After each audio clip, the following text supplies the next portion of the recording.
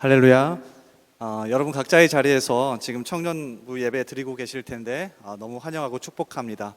떨어져 있지만 하나님 어디에든 계시기에 우리 한 마음으로 함께 예배 은혜를 누릴 수 있으면 참 좋겠습니다. 방금 함께 읽은 사도행전 11장 19절 또 21절까지의 말씀을 통해서 구두 속의 돌멩이라는 제목으로 같이 말씀 나누겠습니다. 이범선이라고 하는 소설가 아십니까?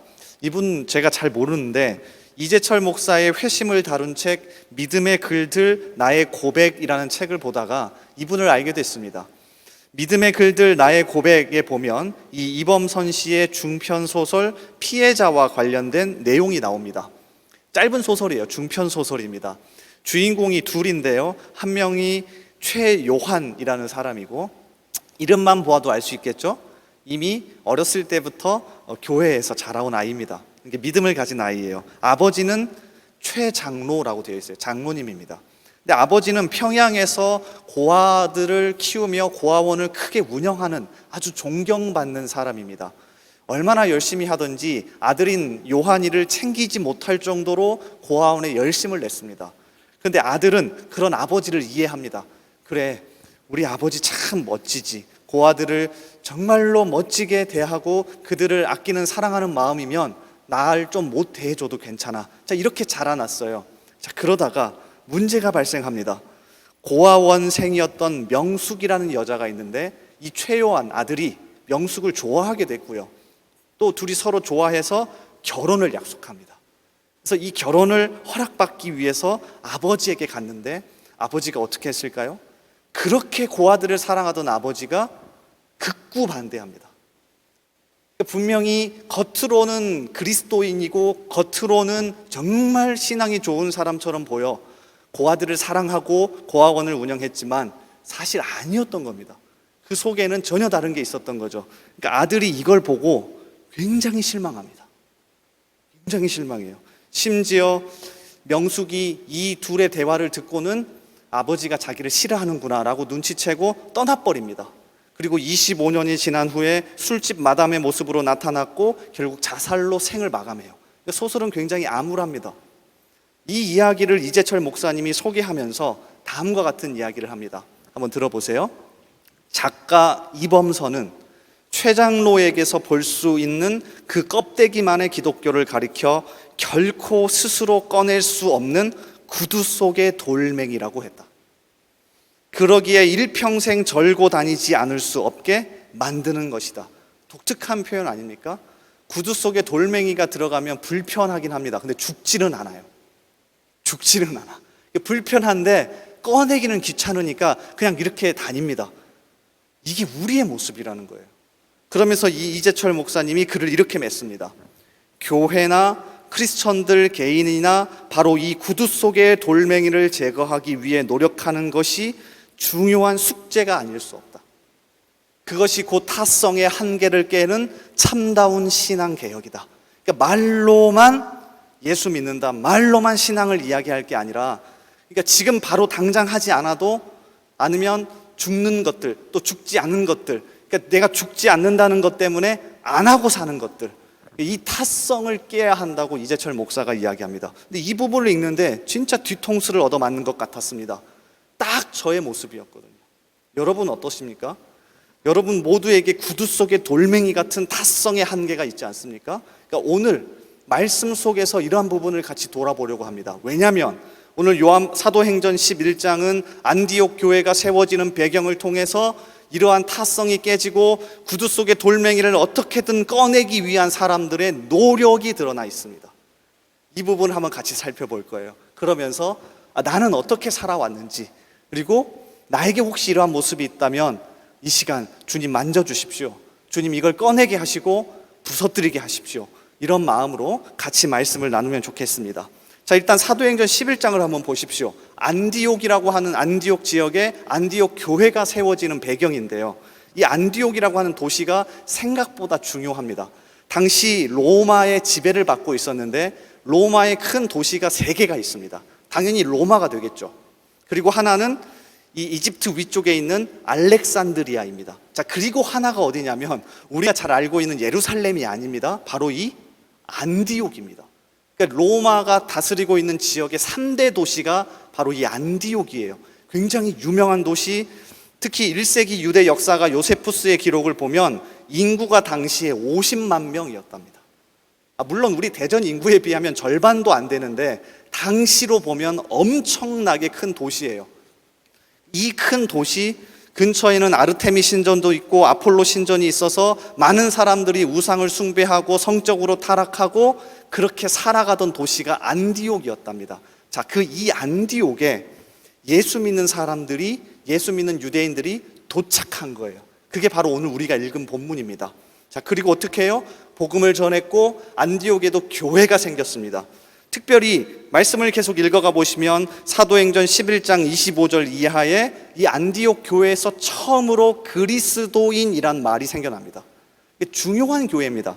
자, 말씀을 보십시오. 25절 이하에 바나바가 사울을 찾으러 다소에 가서 만남에 안디옥에 데리고 와서 둘이 교회에 1년간 모여 있어 큰 무리를 가르쳤고 제자들이 안디옥에서 비로소 그리스도인이라 일컬음을 받게 되었더라. 여기까지 보면 아무 문제가 없습니다. 처음으로 그리스도인이라고 불림을 받은 교회, 처음으로 이방 지역에 생겨난 교회, 진짜 대단한 교회라고 보이겠죠. 근데 자세히 들여다보면 이 속에 깨지지 못한 타성이 숨어 있습니다. 그리고 이것을 깼을 때 드디어 안디옥 교회가 생겨나게 돼요. 자, 이 부분을 추적해 볼 겁니다. 자, 일단 사도행전 1장 8절을 한번 펴보십시오. 사도행전 1장 8절에 보면 전체적인 배경 설명을 이렇게 합니다. 오직 성령이 너희에게 임하시면 너희가 권능을 받고 예루살렘과 온 유대와 사마리아와 땅끝까지 이르러 내 증인이 되리라 하시니라. 자, 이게 사도행전의 전체적으로 흘러가는 배경입니다. 제자들도 그렇고 처음 교회 공동체를 형성했던 사람들도 그렇고 이 말씀이 머릿속에 있었다고요. 우리만 신앙생활 하는 게 아니라 어떻게 해요? 유대인뿐 아니라 사마리아, 그리고 그 지역, 다른 지역, 이방인, 땅끝까지 복음이 증거되어서 함께 신앙생활하는 비전과 꿈을 하나님이 사도행전 1장 8절에 교회에게 주시면서 시작한다고요. 자, 이걸 집중해서 보셔야 합니다. 자, 그러면 어떻게 해야 돼요? 이거를 실현시키면서 살아야 됩니다. 근데 움직이기가 쉽지 않아요. 자, 우리 그런 거 있잖아요. 구두 속의 돌멩이인 겁니다. 이거 지금 바로 하지 않아도 죽지 않습니다. 사도행전 1장 8절의 말씀이 바로 현재 내 눈앞에 실현되지 않아도 우리 죽지 않습니다. 여러분, 지금 말씀 바로 안 읽어도 죽지 않습니다. 지금 바로 기도하지 않아도 죽지 않습니다. 심지어 한 달, 두 달 말씀 안 읽어도 여러분 안 죽습니다. 이런 게 바로 구두 속의 돌멩이입니다. 조그만한 게 밖에 있어도 평생 절뚝거리면서 살 수 있습니다. 이걸 사도행전 1장에서 우리에게 보여주는 겁니다. 분명히 하나님은 이 계획을 가지고 계시는데 이거 하지 않아도 사람들 죽지 않습니다. 그래서 어떻게 합니까? 여러분 성경을 집에 가서 어차피 집이시겠네요. 계속해서 1장부터 읽어가 보십시오. 그러면 이 말씀을 실현하는 게 아니라 어차피 이거 바로 안 해도 죽지 않으니까 자기들끼리 모여서 유대인들에게만 복음을 전하고 유대인들끼리 모여서 그들끼리 살아갑니다. 이 타성을 깨기 쉽지 않습니다. 분명히 잘못됐다는 건 알았을 겁니다. 그런데 내가 이거 안 해도 지금 죽지 않거든요. 그래서 1장부터 7장까지 읽어보십시오. 한 사람 죽습니다. 스데반 집사. 딱 한 사람 죽습니다. 한 명 더 죽네요. 야고보. 박해받아서 죽었죠. 예루살렘에서. 그 이후에는 심각한 어려움이 없어요. 그래서 하나님이 어떻게 하시는 줄 아십니까? 자, 8장 1절을 보십시오. 띄워주실래요? 8장 1절. 사울은 그가 죽임당함을 마땅히 여기더라. 그날에 예루살렘에 있는 교회에 큰 박해가 있어 사도 외에는 다 유대와 사마리아 모든 땅으로 흩어지니라. 하나님이 일부러 흩어버리십니다. 하나님이 어떻게 하시는 거예요? 구두 속에 있는 돌멩이를 어떻게든 빼내서 그 타성을 깨고 진짜 제대로 살아봐라 라고 하나님이 8장 1절에서 흩어버리십니다. 바로 이 이야기입니다. 특히 4절을 보세요. 그 흩어진 사람들이 두루 다니며 복음의 말씀을 전할세. 드디어 하기 시작합니다. 드디어. 1장 8절에서 주어졌던 것, 주님 이거 지금 바로 하지 않아도 우리 안 죽잖아요. 아니 말씀 좀 안 읽어도, 하나님 뜻대로 좀 살지 않아도 우리 죽는 거 아니잖아요. 그런데 하나님이 일부러 그걸 빼도록 흩으셔서 드디어 4절에 하기 시작하죠. 자, 그리고요 8장, 9장, 10장에는 이런 긍정적인 모습 몇 가지가 나옵니다. 자, 첫 번째가 빌립 집사가 사마리아에 갑니다. 사도행전 8장 5절을 보십시오. 빌립이 사마리아 성에 내려가 그리스도를 백성에게 전파하니. 이거 깨어지고 있는 모습이 보이지 않습니까? 이제 빌립이 용기를 내서 야 그래 한번 해보자 하고 사마리아에 드디어 간 겁니다. 그렇게 싫어하고 그렇게 하늘에서 불이 내려서 죽여주십시오라고 했던 그 민족을 향해 드디어 빌립이 갑니다. 자, 그리고 빌립이 복음을 전하고요, 심지어 에티오피아 내시에게 복음을 전하고 세례까지 줍니다. 자, 이게 8장의 이야기예요.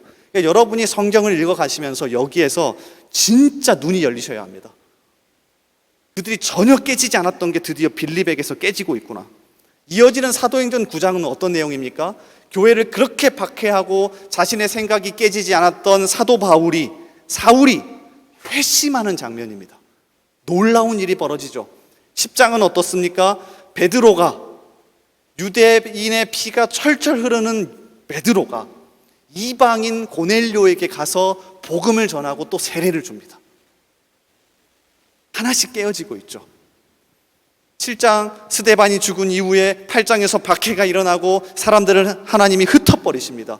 그리고 드디어 리더들에게서부터 타성이 깨지기 시작합니다. 빌립이 깼고요, 하나님이 사울을 회심시켰고요, 그 다음에 하나님이 베드로를 통해서 깨게 하십니다. 그리고 이어지는 게 바로 오늘 11장의 이야기입니다. 오늘 11장으로 다시 한번 돌아와 보십시오. 11장에 이렇게 시작합니다. 11장 19절의 말씀을 한번 보시겠습니까? 좀 건너뛰어서 11장 19절을 보십시오. 이렇게 시작하죠. 그때의 스데반의 일로 일어난 환난으로 말미암아. 그때의 스데반의 일로 일어난 환난으로 말미암아. 8장에서부터 연결되어지는 겁니다. 이 흐름을 보고 성경을 보시면 오늘 말씀이 훨씬 더 이해가 되실 겁니다. 8장에서 하나님이 일부러 타성을 깨기 위해 흩어버리셨습니다. 그래서 누가 시작해요? 리더급인 빌립이 시작합니다. 우리로 따지면 목사나 전도사나 목자가 되겠죠. 자, 그 다음에 사울도 회심시켜버립니다. 그 다음에 베드로도 타성을 깨기 시작합니다. 리더들이 깨지기 시작해요. 자, 그리고 나서 11장에 드디어 누구에게? 나에게 온 겁니다. 나에게. 이 말씀을 현재 듣고 있는 여러분에게 이 말씀이 온 겁니다. 이제 너 어떻게 할래? 너 어떻게 할래? 어떻게 합니까? 11장 19절 다시 띄워주세요. 이 부분에 진짜 마음이 아프더라고요. 그때의 스데반의 일로 일어난 환난으로 말미암아 흩어진 자들이 베니게와 구브로와 안디옥까지 이르러 어떻게 했대요? 유대인에게만 말씀을 전하는데 똑같습니다. 깨지지 않아요. 이게 우리의 모습입니다. 이게 우리의 모습입니다. 앞에서 리더가 깨어집니다. 앞에서 목사가 깨어집니다. 앞에서 앞서가는 사람이 깨어집니다. 그리고 타성을 깨고 우리 지금 바로 하지 않아도 죽지 않은 것들 그들 하셔야 합니다. 말씀을 읽으셔야 합니다. 우리의 편견을 깨셔야 합니다. 오만함을 깨야 합니다. 우리의 생각, 우리의 경험을 깨고 하나님 앞에 나아가야 합니다. 그런데 이게 내 일이 되면 어떻게 해요? 움직이기가 쉽지 않아요. 그렇지 않나요? 움직이기가 쉽지 않아요. 어제 목자들하고도 같이 나눴습니다. 목자들이 앞에서 아무리 깨져도 목원들이 깨지지 않는 것 경험하지 않냐고. 이게 내 일이 되면 이 흐름이 나에게 오는 게 쉽지 않아요. 내 생각, 내 편견, 내 경험 깨지기가 쉽지 않습니다. 근데 이거 깨셔야 돼요. 제인 오스틴의 오만과 편견이라는 소설에 보면 이런 내용이 정말로 잘 설명되어 있습니다. 여러분 꼭 한번 읽어보세요. 감정 표현이 정말로 잘 되어 있습니다. 두 사람이 주인공이죠. 여자 주인공은 엘리자베스, 남자 주인공은 다시 또는 다아시라고 불립니다. 이 두 사람이 서로에게 호감은 있어요. 서로에게 호감은 있는데 서로가 지금까지 살아왔던 삶의 편견과 경험과 그 당시 사회의 분위기 때문에 서로 오해하게 되고 오만하게 되고 서로 편견을 가지게 된다는 그런 내용이에요. 근데 나중에 결국에 이게 깨지죠. 그러면서 주인공 엘리자베스가 이렇게 이야기합니다. 제가 책에서 그대로 가져왔는데 한번 들어보십시오. 이제 그녀는 자기 자신이 너무나 부끄러웠다. 다하시를 생각하든 위컴을 생각하든 자기가 눈이 멀었고 편파적이었으며 편견에 가득 차고 어리석었음을 느끼지 않을 수 없었다. 내 행동이 그렇게 한심했다니. 그녀는 외쳤다. 변별력에 대해서만큼은 자부하고 있던 내가, 다른 건 몰라도 똑똑하긴 하다고 자랑스러워하던 내가, 때때로 언니가 너무 너그럽고 솔직하다고 비웃으면서 쓸데없이 남을 의심함으로써 허영심을 만족시켰던 내가 이제야 깨닫다니 얼마나 창피한 일인가. 하지만 창피하는 게 당연하지. 사랑에 빠져 있었다 해도 이보다 더 기가 막히게 눈이 멀 수는 없었을 거야. 그렇지만 그건 사랑이 아니라 허영심이었어. 자, 그러면서 마지막 문장이 진짜 많은 것을 생각하게 하더라고요. 어린 시절에 옳은 것이 무엇이라는 가르침은 받았지만 제 성격을 고치라는 가르침은 못 받았어요. 그래서 훌륭한 원칙들을 가지게 되었지만 오만과 자만심을 가지고 그것들을 실행했지요.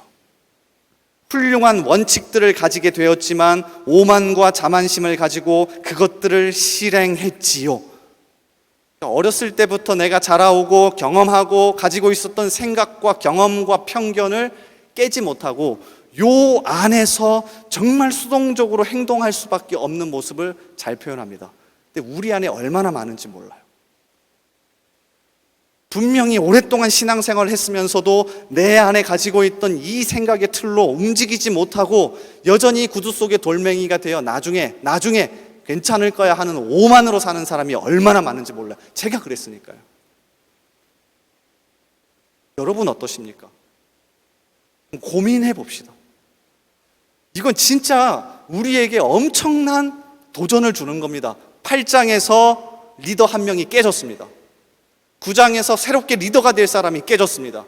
10장에서 정말 대단한 리더 한 명이 깨졌습니다. 그런데 11장에 그 이야기가 나의 이야기가 되면 깨어지지가 않습니다. 그건 목사님의 이야기죠.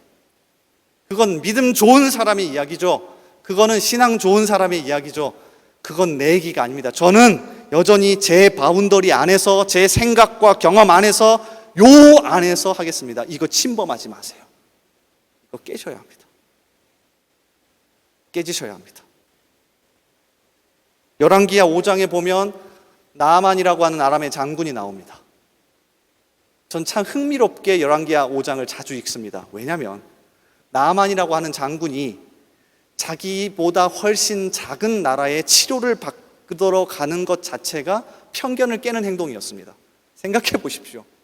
우리나라보다 훨씬 열악하고 병원도 없는 나라에 여러분이 치료를 받으러 가는 겁니다. 나아만, 아람이란 나라는 훨씬 큰 나라고 훨씬 강력한 나라입니다. 그런데 거기에 국방부 장관, 군대 장관이 훨씬 작은 나라의 치료를, 자기의 나병을 치료받기 위해 내려가는 겁니다. 그러니까 내려가는 순간 이미 뭘 깬 겁니까? 타성을 깨고 자신의 편견과 생각을 깨고 내려가는 거예요. 갔더니 놀라운 대접을 받습니다. 엘리사라고 하는 선지자를 만나러 갔는데 선지자는 나오지도 않고 그 선지자가 자신의 사자를 보내서 이렇게 이야기합니다. 띄워주실래요? 5장 9절 10절. 나아만이 이에 말들과 병거들을 거느리고 이르러 엘리사의 집 문에 서니 엘리사가 사자를 그에게 보내 이르되 너는 가서 요단강의 물을 7번 씻으라 내 살이 회복되어 깨끗하리라 하는지라. 말도 안 되는 대접을 받습니다. 진짜 타성을 깨고 이스라엘에, 그것도 자기보다 훨씬 작은 나라, 누군지도 모르는 사람을 만나러 왔는데 그 사람은 눈앞에 나타나지도 않고 자기 나라에 있는 강보다 훨씬 작은 천 수준의 요단강에 가서 몸을 7번 씻으라는 이야기를 듣습니다. 그래서 그 다음 말씀 11절을 읽어보면 나아만이 이렇게 반응하죠. 이게 사실 우리의 반응이에요. 나아만이 노하여 물러가며 이르되 내 생각에는 그가 내게로 나와 서서 그의 하나님 여호와의 이름을 부르고 그의 손을 그 부위 위에 흔들어 나병을 고칠까 하였도다. 이게 우리의 태도예요. 잘 보세요. 나아만이 다 내려놨다고 하고 자기의 편견과 타성을 깼다고 생각하고 이스라엘에 왔는데 여전히 자기의 바운더리 안에서만 생각하고 자신의 바운더리 안에서만 행동합니다. 깨지기가 쉽지 않습니다. 우리 젊을 때에 이거 깨셔야 합니다. 여러분 아십니다. 똑똑하세요. 제가 여러분과 이야기 나눠보면 진짜 똑똑합니다. 진짜 저보다 훨씬 똑똑합니다. 경험도요, 저보다 해외도 그렇고 많이 갔다 오신 분도 너무 많습니다. 근데 내 것이 전부가 아닐 수 있습니다. 잘못될 수 있습니다. 이거 깨셔야 합니다. 이걸 깨고 더 큰 하나님을 받아들여서 나아가셔야 합니다. 요 시기에 우리가 이런 부분들을 많이 고민하고 다시 한번 생각해 봤으면 좋겠습니다. 한 가지를 더 나눌까 하는데요, 이 부분을 같이 나누고 오늘 말씀을 마칠까 해요. 이어지는 19절 그리고 20절, 21절에 보면 이런 타성을 깨는 사람들이 등장합니다. 그래서 제가 이번 주에 고민을 정말로 많이 했습니다. 어떻게 하면 깰 수 있을까? 아니, 나아만 장군처럼 요단강에 가서 7번 몸을 씻어라라고 그냥 쉽게 이야기해 주시면 되는데, 오늘 말씀을 수십 번 읽어봐도 방법이 안 보이더라고요. 19절, 20절, 21절을 읽어보십시오. 아무리 읽어봐도 이 타성을 깬 사람들, 특히 20절 보세요. 그 중에 구브로와 구레네 몇 사람이 안디옥에 이르러 헬라인에게도 말하여 주 예수를 전파하니, 타성을 깬 사람들이 나왔는데 어떻게 깼는지는 설명되어 있지 않아요. 그래서 제가 유진 피터슨 목사의 메시지 성경, 다른 번역 성경도 여러 번 보았습니다. 일단 메시지 성경은 이렇게 번역합니다. 스데반의 죽음으로 촉발된 박해 때문에 사람들이 멀리 페니키아와 키프로스와 안디옥까지 갔으나 그들은 여전히 유대인들과만 말하며 교제하고 있었다. 그리고 그 사이에 뭐가 있을 줄 알았어요? 없어요. 그때 키프로스와 구레네 출신으로 안디옥에 와 있던 몇몇 사람들이 그리스 사람들과 말하기 시작하며 그들에게 주 예수의 메시지를 전했다. 이게 끝이에요. 이게 끝이에요. 그렇게 모두가 타성에 젖어서 깨지 못했는데 몇 사람이 나서서 이걸 깨고 나오기 시작합니다. 그런데 어떻게 가능한지는 성경이 설명하지 않습니다. 답이 뭘까요? 답이 없어요. 나 혼자라도 가능하다는 생각으로 움직이는 것밖에는 답이 없어요. 제가 내린 결론은 이게 답니다. 왜냐하면 제가 요새 많이 고민했던 것 중에 하나거든요. 나 혼자 잘한다고 해서 공동체가 바뀔 수 없다.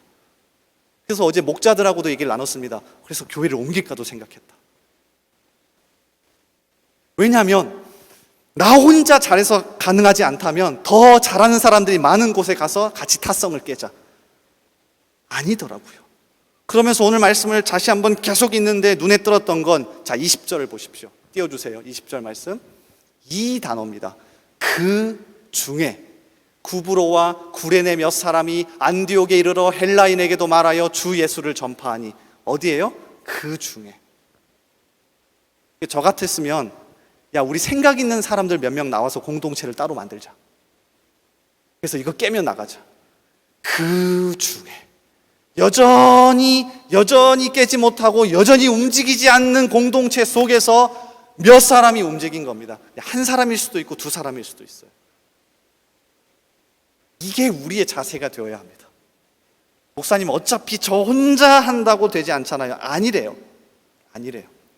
제가 이번 주에 주님 앞에 매달리며 기도하며 내린 결론은 이겁니다. 주님, 저 혼자 한다고 되는 거 아니잖아요. 아니래요. 된대요. 목사님, 구두 속에 돌멩이, 차라리 다 같이 다리 절고 살죠. 이게 낫잖아요. 아니래요. 너가 한번 빼봐. 다 같이 뺄 거야. 아니래요. 이게 정말 저를 괴롭혔습니다. 이번 주에. 사실은 진짜 많이 이 말씀이 저를 괴롭혔습니다. 여러분은 어떠십니까? 우리 마음속에 그런 거 있잖아요. 어차피 저 혼자 한다고 해도 되지 않아요. 아니래요. 이 사람들은요, 계속해서 따라다니면서 나가고 싶었을 겁니다. 공동체를 옮기고 싶었을 거예요. 이 사람들 왜 계속 이렇게 살지? 야, 우리 몇 사람이라도 나가서 더 잘하는 데 가자. 그러고 싶었을 겁니다. 그런데 그 중에 여전히 함께 있습니다. 자, 그리고 그 다음 제 머리를 더 집어 삼키고 뒤통수를 때렸던 건 21절 말씀입니다. 띄워주실래요? 21절. 주의 손이 그들과 함께 하심에 수많은 사람들이 믿고 주께 돌아오더라. 진짜 잠이 안 왔습니다. 주님, 한 사람이라도 움직여야 되는군요, 결국에는. 그럼 그 사람이 움직였을 때 안 바뀌는 게 아니라 주님 도우시는군요. 주의 손이 그들과 함께 하심에 수많은 사람들이 믿고 주께 돌아오더라. 저는 20절에 이 타성을 깼던 사람들이 이 믿음이 있었을 거라고 생각합니다. 아유, 하나님, 저 혼자 해봤자 될까요가 아니라 저 혼자라도 되겠죠? 그랬더니 도우시더라고요. 사실 저번 주 말씀과 많이 연결되어 있습니다. 몇 사람의 반응. 여러분이 그 사람이 되어 주십시오. 간절히 호소합니다. 저도 마찬가지로 한 사람이라도 움직일 테니 여러분도 그런 사람이 되어 주십시오. 그래서 우리 청년부 공동체를 진짜 하나님 보시기에 열정적이고 말씀이 넘쳐나고 회복이 넘쳐나고 교제가 넘쳐나는 공동체로 만들어갈 수 있기를 주님의 이름으로 간절히 소원합니다. 그럴 때 또다시 모이지 못하고 위기가 찾아와도 넉넉히 이겨내는 공동체가 될 거라고 생각합니다. 이번 한 주간 이걸 붙잡고 기도합시다. 하나님, 제 생각과 제 편견과 제 경험에만 갇혀서 살지 않게 해주십시오. 그리고 이거 어떻게 해요? 저 혼자만이라도 뚫고 나와 보겠습니다. 주변 사람이 안 해도 한번 해보겠습니다. 그럴 때 21절의 은혜가 여러분에게 임할 겁니다. 주의 손이 그들과 함께 하심에 수많은 사람들이 믿고 주께 돌아오더라. 아멘. 이 말씀을 붙잡고 한 주간 살아가는 저와 여러분 되기를 주님의 이름으로 소원합니다. 우리 이 시간 같이 찬양하며 또 더 깊은 기도의 자리로 나가기를 원합니다. 여러분 각자의 자리에서 아마 소리내어 찬양하기 힘들 수도 있는데요, 괜찮습니다. 어디에 있든지 간에 여러분 오늘 말씀을 생각하며 이 임재라고 하는 찬양을 같이 할 겁니다. 주님, 어디에 있든지 임재하여 주십시오. 저 혼자라도 움직여 보겠습니다. 한 사람이라도 움직여 보겠습니다. 그럴 때 주님 반드시 역사하실 겁니다. 낭망하고 있습니까? 혹여나 우리 공동체를 비난하고 비판하고 있습니까? 왜 이렇지? 저 사람은 왜 저러지? 그렇다면 주님이 이 마음 다 내려놓고 겸손하게 하시고 오히려 하나님, 저 혼자라도 무릎 꿇고 기도해 보겠습니다. 저 혼자라도 말씀 묵상하며 나아가 보겠습니다. 움직여 보겠습니다. 이런 심정으로 이번 한 주간 한번 살아가 봅시다. 우리 같이 찬양합니다. 하늘의 문을 여서서